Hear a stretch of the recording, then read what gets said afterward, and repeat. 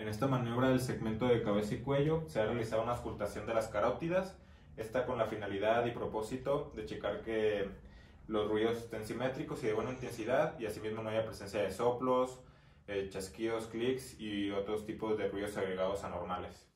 Y bueno, esto se va a realizar en el triángulo anterior del cuello, de los dos lados. Se va a localizar lo que es el mentón, el músculo esternocleidomastoideo y la tráquea. Esto va a ser el triángulo anterior del cuello y se va a colocar el estetoscopio en la campana para escuchar los ruidos y se va a realizar después del otro lado.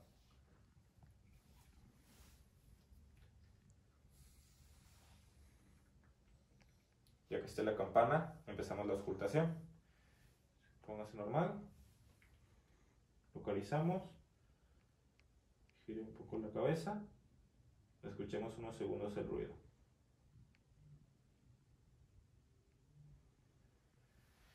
Ya lo escuchamos del otro lado.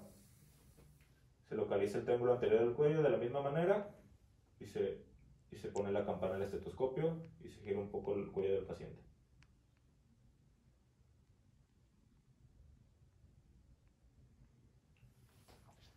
Bueno, en este caso la auscultación de los pulsos carotídeos se encuentran simétricos y de buena intensidad y no hay presencia de ruidos agregados como soplos u otros ruidos anormales.